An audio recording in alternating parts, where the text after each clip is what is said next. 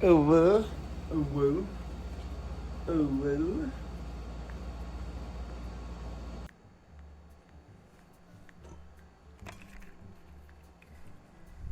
Check.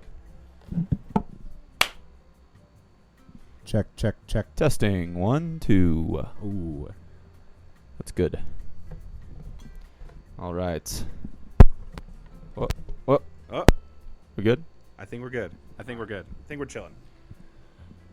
Chilling. Welcome back. Monkey House. Monkey House back at the house. Finally. After long-winded journeys. Here we are with BORK or Hello. Brock. Hello. Thank you for having me, Mr. Dom. Of course. Thank you for being here. Thank you for making the trek. Oh, I feel so nervous. It's my first time being on a podcast. But you're a cameraman. You lack a camera. I do. I really do. It's my form of media and art. You guys are all doing the music thing, and this is what I get to do. So I like this a lot. Yes. Yeah. Oh, fuck. And now I'm doing this podcast for absolutely no reason. Yet here we are. Thank you for being here. Thank you. It is a great time. It's fun. It is always great being back here. I've been here so many times that I know your address by heart, which is great. If we need to Uber back and I'm too drunk to type, I can just kind of scream it, Yeah. and then somebody can just do it for me. So Yeah. that's fantastic. This city's great. And you're coming from Lincoln, Nebraska. Yes, we live in Lincoln, Nebraska currently, but that is TBD. So You're considering coming to the city. We're thinking about moving out here. Right now it's just me and Hudson at our house, but there's really not to do a lot in Lincoln. I mean, we have some great local acts, don't get me wrong, like the music scene's fun there and stuff, but besides work, It's a small pond. yeah, it is. There's a lot of countryside though. It's kind of crazy.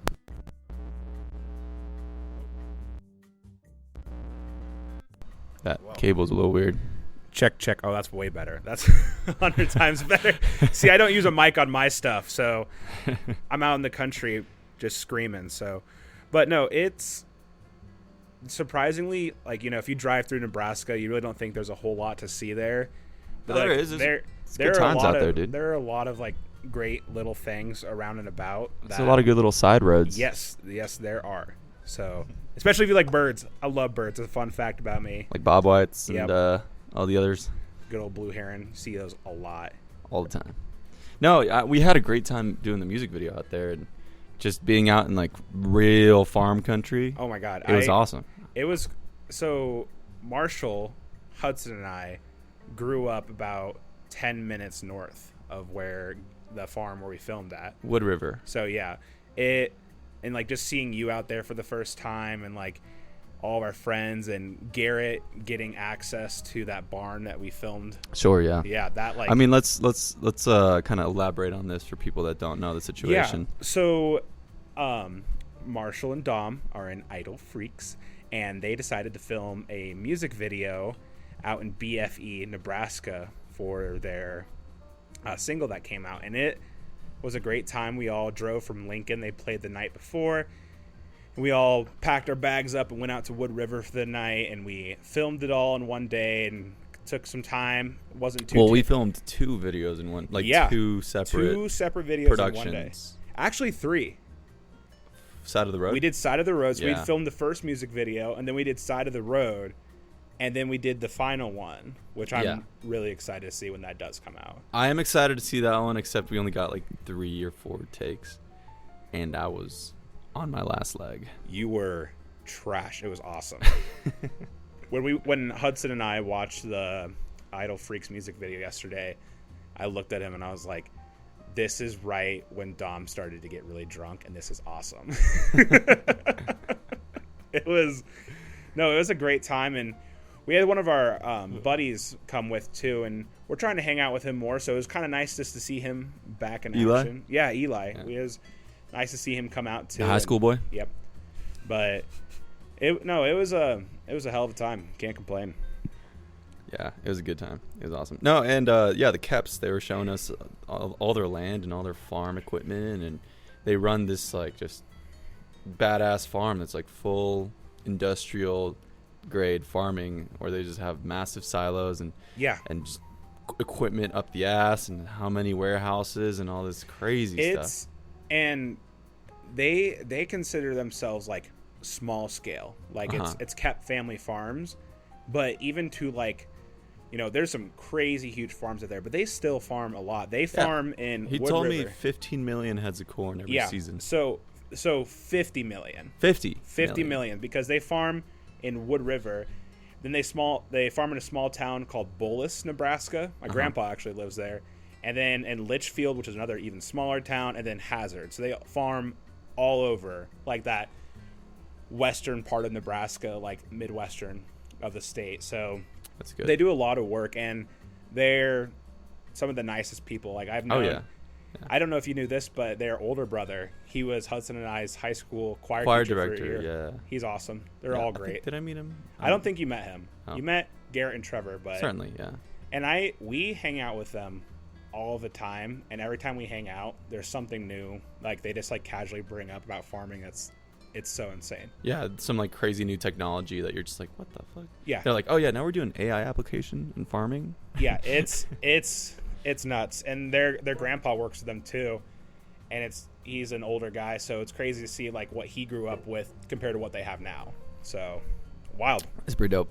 Pretty dope. But yeah, so yeah, we fit in a side of the road in the middle of that day. Yeah. And I don't know, what was your take on that one? What's your take on your whole show as a whole? So that one was interesting to me because it was the first. Speak like into that. Oh, and into the logo. I do ASMR too. Just kidding, just teasing. But no, that was interesting for me because it was the first time I ever had somebody on there, and I had some questions prepared, and like I was like, all right, I'm gonna ask, you know, this and that. Well, you kind of had spitting on. Yeah. For previous one. Yeah, but like that was more, you know, me yelling at them rather than like sitting in and stuff. So sure. It was a definitely a different take. And what I do with Side of the Road is 100% organic. So it kind of it was really good. I like that episode a lot. I like show that to people who haven't seen it before. I'm like, oh, this is one I did with my friends. This is one I did. But for me, like the whole component of my show, like that was a key component of finding out what I like. And I like organic, you know, predestined questions. Sometimes they can hit, they can miss. But like if you're just talking to someone in the moment, like I feel like that's when you do the best and you get the best work from that. Totally. So, yeah, I mean, we didn't really prep anything for that. Yeah. I had a couple of questions prepped, but I was like, I'm throwing these out. These are stupid. These are dumb. Yeah, we weren't really in the mental capacity to like host a good we had good DDs that day. That was awesome. Yes. But no, it's doing Side of the Road. It's definitely different. Like I could feel a lot of things like Marshall.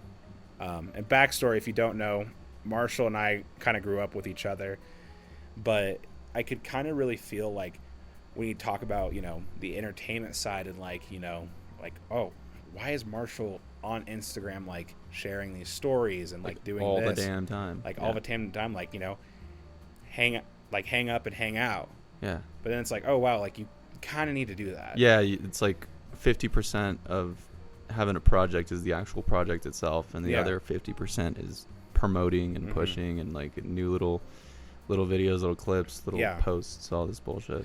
Well, and thankfully you guys have been doing this for a while, and so it's like if I have like any questions or anything or like comments or like critiques, I love it because, you know, I literally one day I was like, you know what, I am going to do this. I'm going to start today, and you know, just kind of figure it out as I go, and it's been working out great. That's how this whole band stuff also started. Just one of these days, you know, it's like, fuck, I've been playing guitar for how long, and I'm just sitting in my room, like, and you're like, what the hell? Like, all right, dude, hey, I just met this guy, like, hey, come over, let's fucking today, you know, and then that's just how it goes. And like, it's kind of crazy. I had Garrett, of all people, we were just talking about him. He sent me a Snapchat memory of Marshall playing in Hastings, Nebraska, with his old band that had Trevor, and then the farmer brother. Yeah, and it was like, wow, like, and he was the drummer. Yeah, it's just and the original Spitting Image. The original Spitting Image with the Nebraska boys,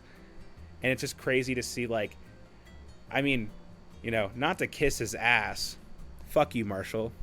But like when I go to like if it's just me coming out to Denver, and if you're busy, or like if any of our other like friends in our friend group are busy, it feels like Marshall's kind of like a little rock star because he's so busy talking to people and like, you know, interacting with the different bands and like, you know, saying, hey, thanks for coming and stuff. It's really cool.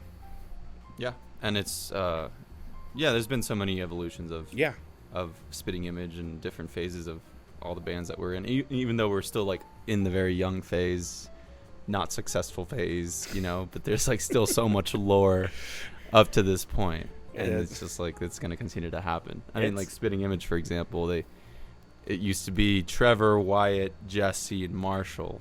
Yeah. And then those first three weren't able to continue playing with Spitting, and now it's like Cooper, Ethan, Davian, and Marshall. And it's like that hasn't even been like first version, second version. Like there's been so many versions in between. I mean, shit, yeah. I played for Spitting for a minute there. Yeah. I was playing bass. I've jumped in for guitar every now and then. It was like Cooper, me, and Marshall were the first iteration of the Denver Spitting Image. Yeah. And I was just filling in. And then Davian was like, yo, that was sick. And I was like, can you play bass? Hey, can you get in here? Because I'm trying to do other things. Get me the fuck out of here. Get me out of this band. No, because that's how you and I first met. Well, it wasn't with Spitting. Well, it's whenever we toured but with. Like, it's when Spitting was in that molting phase from Nebraska boys to Denver boys. Yeah. And we went on that mini tour. Uh-huh. And we played at Tommy's Happy Place. Yes. You were with us the whole tour. Yeah. I mean, we started in Denver, but then we went to Omaha to play the Shakedown. Then we played Lincoln at Gotham. They've rebranded so many times. I don't know that bar. And then the Kansas City fiasco, which was cool. But yeah, I mean, you kind of just like roadied with us unexpectedly, and I was like, who's this guy? And yeah, it was like a scene from Midsummer when you all like, because we all hung out in Omaha like the first night afterwards. Yes. But then when you guys all came to my house in Lincoln, like the Red Light Boys came out, like Ben was laying on the lawn, like just like, oh, I'm so glad to be out of the car for once. And talking to you, and then just everyone, it was great. It's a good time. That was everyone's like first tour, basically, and it was just like basically just down the road, you know. Well, it's so cool to like be a part of it too. Like obviously, you know, we're not playing, but like as friends, like helping set up, like, oh, we need someone to run tickets or run merch, or hey, can you run the camera tonight? Mm-hmm. Like it's great. Well, I'm glad that you like helping, because there's also people that are just like maybe I'll go to your show. And then, you know, it's definitely like that's a question I actually had for you. Like weekday shows, like if you're like, hey, like we're playing this venue, like do you really have to like, you know, that hustle versus like art kind of balance? Like how do you manage for like a with weekday that? show? Yeah. I was actually thinking about this yesterday, but I think there's only 3 reasons you're playing a weekday show. You're a brand new band that doesn't have any like pull to get like a weekend slot, and so you kind of just have to stick with a weekend show.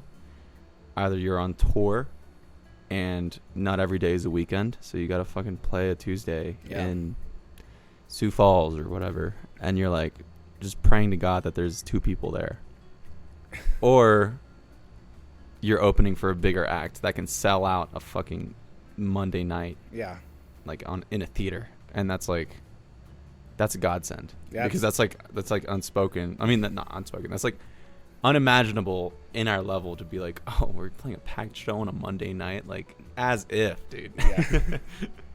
Yeah, no, because I mean, you know, being on the other end, because we have friends in Lincoln, they're like, hey, you should come to our show tonight, and me and the Huds are like, oh, like we're down, and then we realize, oh, it's a Tuesday night, and I got off work and I want to scream into my pillow because my job, I hate my job, and I have to be up at 7 in the office tomorrow, so it's like and I get that. That's certainly understandable, but no offense to the Lincoln people, like the shows in Denver are riveting. Like they are so energetic, in your face, and like that's what I love about going on tours, that we're kind of able to bring the vibe of the underground to like the Midwest, and like to where I'm from, like Arkansas and like Memphis and stuff. Is like sure, they might have like good energetic shows. I haven't necessarily been exposed to something that really took me when I was over there. Yeah. That's what I found here in Denver, and I just, love to be a part of it and also share it across with different circles. Mm-hmm. See, that's like the showmanship, and then the like performance itself. Like, it is just so like, hey, like, not only A, this music's really good, but B, like, everyone's getting in on it. Mm-hmm. There's one band in Lincoln. They're like kind of like a jazz fusion, kind of, Mm-hmm. a little bit of Viagra Boys here and there, and then a couple other elements, and they're called the Groove Lagoon. And Oh, we're playing with them. my buddy Matt. Yeah, Matt. Yeah, dude, yeah. Matt's he a called homie. me the other day. He's so cool, and his band is like, if he texts me on like a weekday night, or like if they have like something like they had like a album listening party at the Bourbon. Yeah. And Hudson and I were like, we're there. Like, Uh-huh. that's a good show to not miss out on. Totally, yeah. It's like, I can be hungover tomorrow. That's cool. It's like, oh, that's totally fine. Because like, there are shows that are going to be badass, and you're like, I'm going there. I don't care if it's Monday at 3 p.m. Like, I'm there. Well, that's why I felt bad about when Pink Fuzz was in Lincoln, because they played on the first or whatever day it was. Uh-huh. And that was after the weekend of like running around. And That was after our weekend. That Monday, like when I got home from work, I was like, I can't process a thought. And I went to bed and I like slept for like 13 hours straight till my alarm went off at like 4:45 the next morning. Jeez, yeah. It was brutal. Yeah, dude, that was a long weekend. That was, yeah. Yeah, I mean, that was like a whole extravaganza. I would have liked to have stayed to like be there and hang out with them and stuff like that. But yeah, I mean, there's either the weekday show that you're like, this is worth it. Like, fuck yeah, it's like selling out. Like, it could be homies. It's probably not. It's probably some band that you love. Yeah. That's like selling out a theater. Or there's that weekday show that is like a homies show that's like, hey, dude, like, could you help? Could you like come support? Like, just show up and be a body in the crowd because we no one's gonna come. We need this, please. Yeah. It's like, hey, mom and dad, can you watch my new YouTube video? Thanks. Yeah. Do you guys want to watch my sick new podcast? Hey, grandson, I watched your YouTube. Oh, geez. Yeah, it's like, fuck. It's like I thank you, but now I feel like the awkward, like, oh, when are you getting married and having kids? And it's like, fuck that, dude. Like, hold on, I gotta go edit a video real quick. I'm going through a quarter life crisis right now. I don't even want to talk about that. Oh, funny, man. So what do you see for the future of BORK channel? Well, I'm definitely going to continue side of the road. I like the nature element of it because there's a lot of saturation. I mean, you guys probably get that for like music and stuff, and there's a lot of like a lot of different projects going on. Yeah. And so there's like, well, what direction? What's your shtick? Yeah. What's your gimmick? And I think my shtick is like what I'm doing now. Like, I like it because I do actually have a couple of fans that aren't outside of like our friend group. Yeah. And that's so crazy. Like, there's one guy, shout out to the Duke of Chutney. Duke of Chutney. Yeah, dude, you're a rock star. He's from Canada. And I was like, how'd you find my page? He's like, oh, just was recommended to me. I was like, awesome. Thank you. Yeah. Like, this is great. And he won the Aztec Death Whistle? Yes, he did win the Aztec Death Whistle. He was AFK for a bit. Chat, that's away from keyboard if you're new to the stream. But can you clip that chat, please? Yeah, he won it, and he wasn't responding. And I was like interrogating everyone I knew. I was like, "Who's the Duke of Chutney? Who's the Duke of Chutney? It's one of you. It has to be you." And then he messaged me on Instagram. He's like, "Hey, that's me." And I was like, "You live in Canada?" And he's like, "That's correct." And I was like, "Oh, cool. Sorry, everyone, for the interrogation." I was doing bad shit to them. So like Marshall, I was like Black Ops 1, like terrorizing him in the cell. What do the numbers mean? Exactly. Marshall. Yeah. No, the fans that you don't expect really take you by surprise. Yeah. I guess. Because, you got homies and stuff that are like happy to support. You got some homies that are like, all right, I'll go to your show. You got other homies that are like, oh, this is fucking sick. Like, let me help. Like, you guys and stuff like that. And then you have, people that like run across you randomly, like either they found you like through some Instagram stuff or like through TikTok, or like they like came to the show because someone else was playing, but they saw you play, and now they're like, holy fuck, these guys are awesome. Yeah. And like whenever you have that interaction of just like completely kind of like a cold approach with somebody that fucks with your shit heavily, yeah, it's like it means a lot in a weird different way, not a bad weird way. No. It's just like new, because you're like, you owe me nothing. Like, and you like this shit, like okay. when your friends show up and show out and like, oh, this is really good, like, you know, I really like this, like, it's always appreciated, like, hey, like, you know, thank you for taking the time to like listen to what we do or watch what we do. But yeah, when it's a random person like commenting on a video or like reaching out to you, it's like, whoa, this is insane. Like, thank you so much.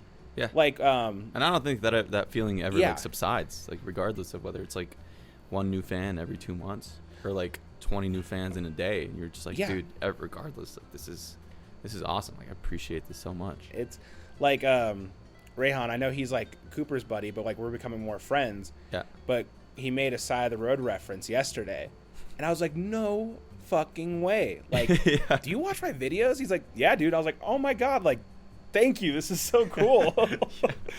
Fangirled a little bit over someone watching, but it's exciting. Like, it's exciting. It's a hell of a drug.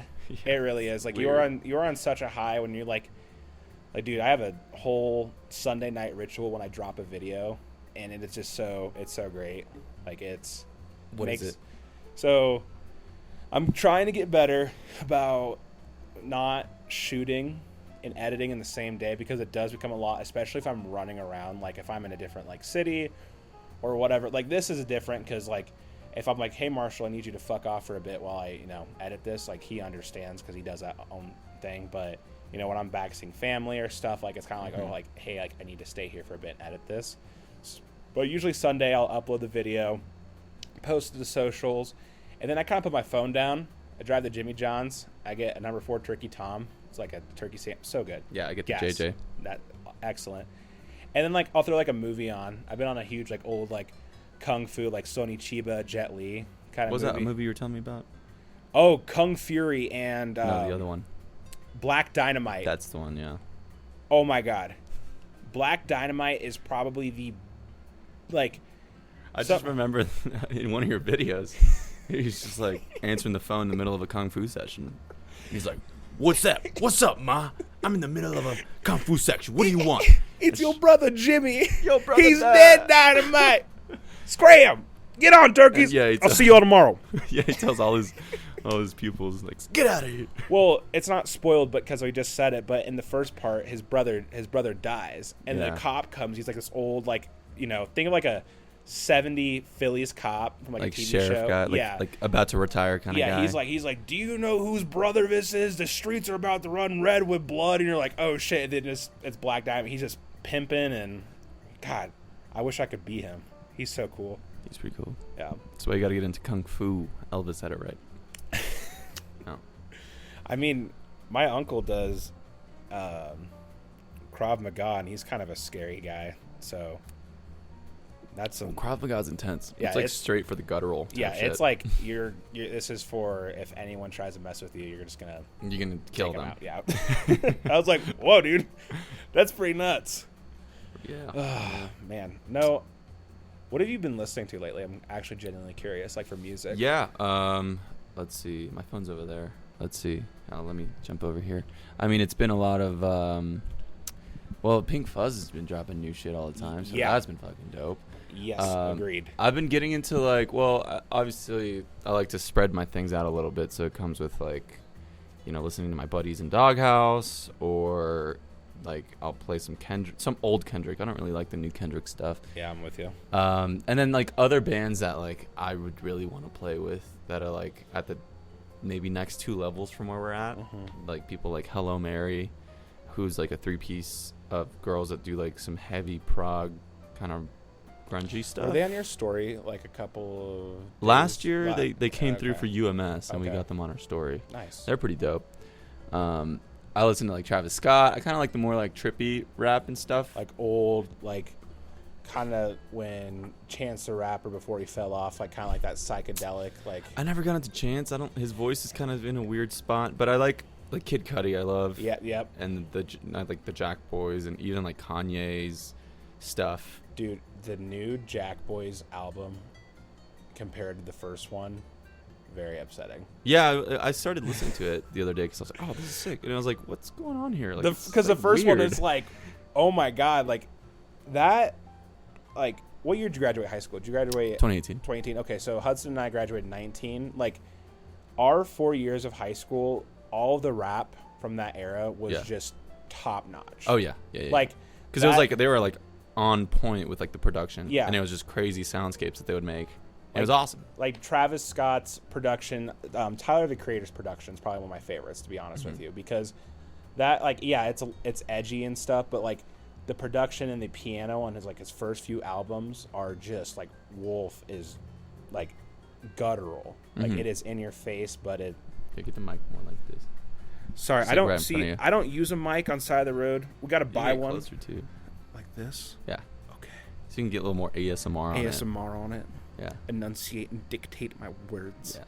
I don't do that, but you can. Sound like a total psychopath. Recently, a big one, or two big ones have been Gojira. Yes. Sick. Yes. And I've been getting Cooper on it from Spitting Image, and co-host Cooper, who's never here. He got hit by a bus. Yeah, he got hit by a bus, and he's recovering. And I was like, while you're recovering, listen to Gojira, because he's literally Mario Duplantier, like the way they drum. It's very their similar. whole setup, like the cymbals they use, the kick pedals they use, the way they fucking do their double kick like stance. Yep. Everything technique, like he's literally like a spitting image of this guy. And Cooper's like never been into Gojira, and I'm like, dude, what are you doing? He's a Neanderthal boy, and that's not a dig, but like he loves those like chunky, like, yeah, you know. But man, his drumming, what's his name? I think it's Ray Lutzer for Korn. Their kind of newish drummer. Yeah, he's insane. He reminds me a lot of Cooper, like when it comes to drumming. And God, like that, I went to the Korn and Gojira tour, and wow, like Korn has to be one of my favorite bands of all time. Like it, hands down, like that's what I grew up with. My dad was in high school when Korn came out, so like that just kind of like blew his head off. Yeah. And I remember just like sitting like in the booster seat, like flip through the CD book. I'm like, oh dude, we're throwing some Korn on right now. That's crazy. And they're from like what, Iowa? Slipknot's from Iowa, but Korn's from California. They're from like Bakersfield or something around there. I get those confused. Oh yeah, the whole new metal scene. Yeah. God bless new metal. Yeah. What you been listening to these days? Honestly, kind of winding down from the Megadeth kick. I, have made my route, like that was kind of my metal like eye-opening, like the different types of like, speed versus thrash and like, technical stuff, like because I had rock under the belt for a while, but like I wanted to get more like into metal because I've been listening to a lot of Max Cavalera of like Soulfly and Nailbomb, one of their side projects. That's some heavy stuff. Nailbomb he's nuts, and then Sepultura, of course, but which Nailbomb and Sepultura were my favorite bands when I was 3 years old. My dad said I was the groove and the hardest of them in Korn. So never heard those.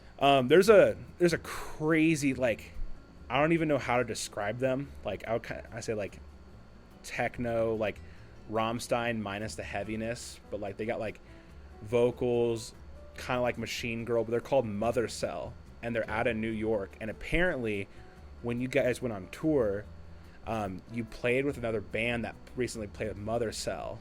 Was it Great Moogly Moogly? Something like that. But like that's how that started, was you guys played with some band that played with them.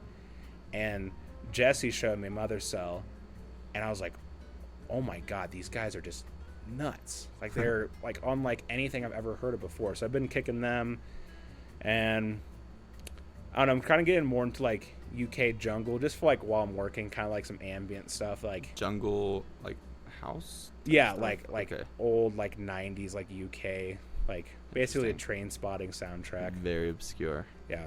Interesting. I love some of that stuff, but interesting.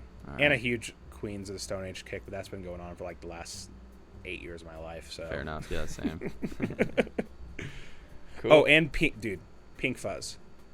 Wow.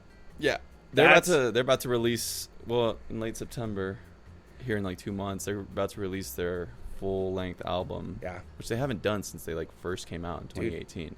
And they got some weird tracks on it. They've showed me some of their stuff, like weird good. Like oh no, I know. You're like, this is Pink Fuzz. What the fuck are we listening to?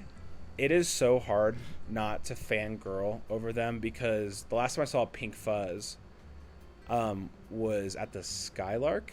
Oh yeah, with the sold out one. Yeah, when they played with Sego. And I got there, and like I was already late. We like had to stop every like 50 miles for like a bathroom break. I was getting really annoyed, but like my ride dropped me off.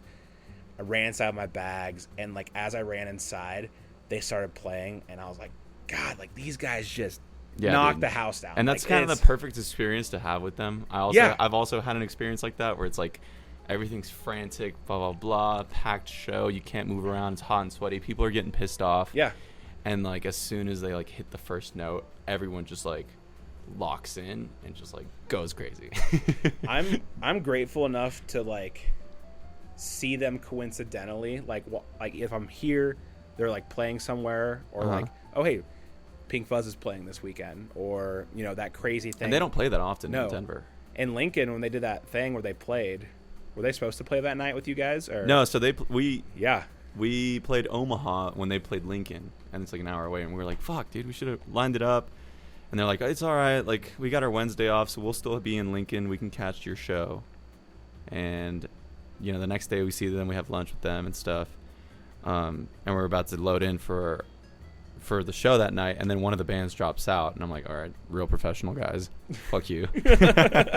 But we're having lunch with fucking Pink Fuzz, and I'm like, I mean, shit, you guys are all hot and ready, right? You guys want to jump in on this bill? And they're just like, yeah, fuck it. Yeah, when I found out they're playing, I was like, oh my god, this is nuts. Like, damn, a Pink Fuzz show I'd have to drive 6 to 7 hours for. Yeah, with Spitting Image and Red Light Ritual, it was like crazy. Wow. How's Red Light going? It's good. We've had a bit of an internal shift going on. The bassist had to leave, so that left the drummer and I, Ben. But kind of we took this opportunity to really restructure the whole situation. Nice. Ben has always been wanting to play bass because he claims he's a better bassist. He's already a badass enough drummer. He's insane on the drums. Yeah. I mean, Cooper's been having trouble picking up these parts. But we're getting him on bass, and he's liking it, and it's good. And then Cooper from Spitting Image is now playing in Red Light Ritual for drums. And then I just randomly found this badass guitarist named Jair, who's pretty dope. Yeah. And he shreds like, you know, like Ethan shreds, but in the style that Red Light would need. Yeah. So it's just like perfect. And then my sister Gigi, I'm trying to get her onboarded to like just take over the spotlight and lead vocal and the whole thing. That'd be fucking tight. Yeah. So I'll just be rhythm or whatever and hang out. Dude, I felt so bad for Jair's girlfriend, because yesterday was the first time I met him. Yeah. And she came up, and I was like, you know, we're introducing ourselves, and Ashley sits down, and I was like, so what do you know about Chernobyl, young thug? And it just like slipped out of me, and I was like, dude, what the fuck? She thought it was funny, but I was ready for it. She wasn't ready for it. That kind of just off the block, like, you know, quick. Sometimes that shit just like, in my brain, I imagine there's like a little monkey who plays the cymbals, and the monkey hits the cymbals 3 times and then does a front flip and then hits the cymbals again. Like that just constantly, monkey house plug. That's just constantly going on in my brain though. Yeah. All the time. That's why working my job now, it's like hard for me to like, I fit in, you know, like I have friends and stuff, and I can make conversation, but it's just not. Yeah, you're a pirate at heart. Yeah. It's tough.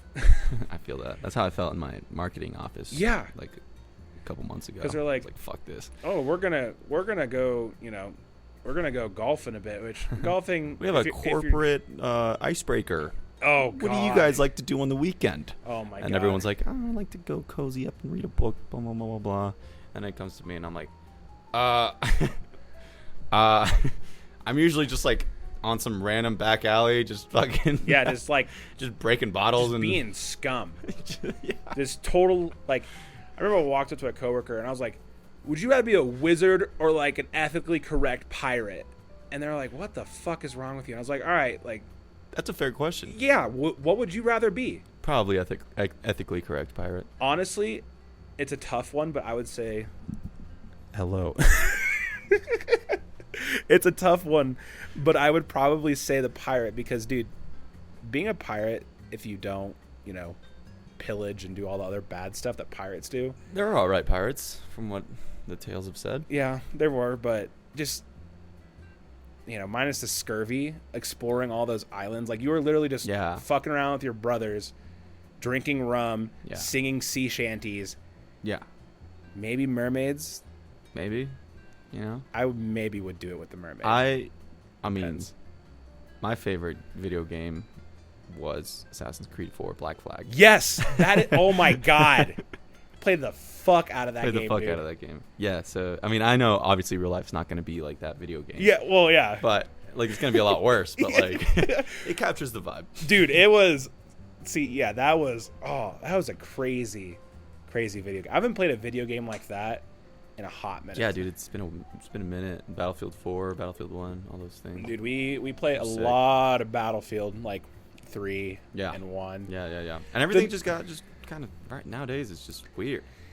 See, like, there's always a 20-minute update you have to do if you want to play a stupid little game. You remember a time where you could put in a video game, you could put in a disc and the game would just fucking play? We have that. I mean, that's why we got the 360 in the house now. I was like, fuck all these new consoles. I'm just going to get a 360 and test. Sorry, that was me. I farted. Yeah, the 360 matchmaking and like... Well, we don't have live. Everything's but local. Like I'm just saying, like in the time of it now, like that's a console that's held the test of time because you got split screen now. Like most games don't even offer split screen anymore, which is terrible, fucked up. Yeah, because it's all pay to win bullshit. Yeah, it's like, if you want to play with your little brother, he's got to have the same console and also be paying for the subscription and also pay for the game again. There's only one subscription I justify for that because everything's fucking subscription based now, and it's so annoying. Yeah, like it is really, really annoying. I mean, it's a tried and true revenue model. It is. That's it works. The problem, and it makes a lot of money. So it's all thanks to video games too. That subscription-based model. It all started with it was an Elder Scrolls game, the DLC shit. Okay. Because it all started with DLC. You could buy a horse for like $4, like a different like model of horse, and then people were like, "Oh, DLC could be kind of cool. Like, let's make it like you already own a car, you want a motorcycle, like that kind of thing. Like you don't absolutely need it." And then the DLC became, well, what if we added on to the game, and now it's you have to subscribe to our inner game channel, our little pass. Game pass, yeah. Ugh. Yeah.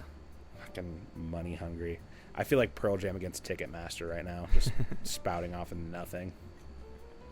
Fuck. Yeah, dude, it's rough. Anyway.